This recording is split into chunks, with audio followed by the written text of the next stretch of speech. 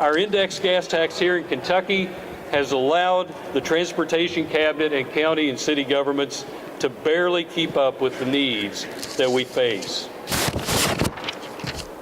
Without legislative action, Kentucky's gas tax will drop an additional 5 cents a gallon on April the 1st. This will have virtually no impact on the price of gasoline at the pump, as that price can fluctuate 20 cents from one station to the next. For the transportation cabinet and for our cities and counties, however, the effects of a drop in revenues are immediate and drastic. We already had to scale back county road aid this past January. We know that was an unwelcome sight for county officials.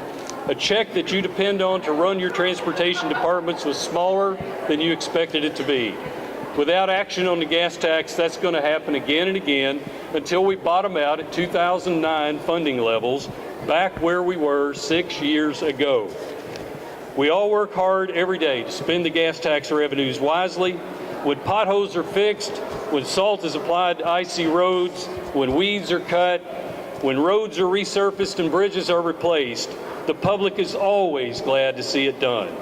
Those services come at a cost, and the degree to which we're able to satisfy the public depends on our ability to pay for it.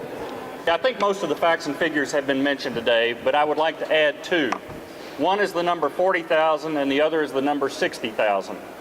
There are 40,000 jobs that are directly related to the construction and maintenance of our transportation infrastructure in Kentucky.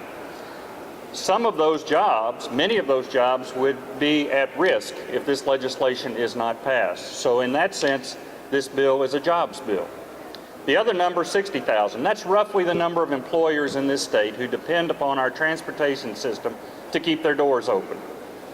It's a matter of safety, it's a matter of travel efficiency, it's a matter of commerce. And it's more than just manufacturers getting parts from their suppliers. It's UPS getting trucks to their airplanes. It's a matter of tourists moving in and out of our state as we speak. It's farmers getting their products to market. All of those things are impacted if our road fund is in jeopardy. And so on behalf of the business community of Kentucky, I'm pleased to stand here with the local government officials, state government officials, industry folks, and others who are here to say we've got to do the right thing. Let's pass this bill and stabilize the road fund. If the legislature does nothing, let me tell you what it'll do to Simpson County in particular. Our county is about 17,000. We maintain about 300 miles of public road, county-maintained road, another 180 so of rural secondary state roads, and about 80 miles of city streets.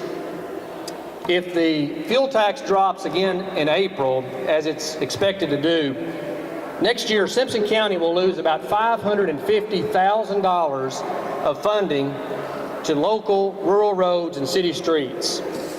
48% of the motor fuels tax comes back to the local roads, rural state roads, city streets, and county roads. And with that funding, we have to take care of our local roads. This is a basic responsibility of government. And we're not here asking for a tax increase. We're not here asking for a new tax. We're not even asking for more money than we normally obtain. What we are asking, respectfully, legislators, is that you raise the bar, so to speak. Raising that statutory floor will at least stop the bloodletting and will at least allow us not to lose more money than it takes to maintain our infrastructure.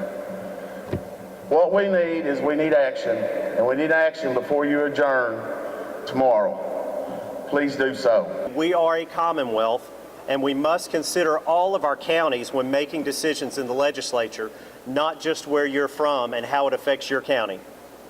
Our local officials and all our officials at the state level are elected to solve problems, create a job-producing environment, protect the public, and to better the quality of life for all Kentuckians. The state legislature can fix this problem fairly easily. It will take compromise and it will take a bipartisan effort. It's a tough vote, but the bottom line, it's the right thing to do. I'm asking on behalf of KMCA and its total membership throughout the Commonwealth that you stand up, that you take a vote, that you let us know where you fall on this issue, and you don't let it die before adjourning.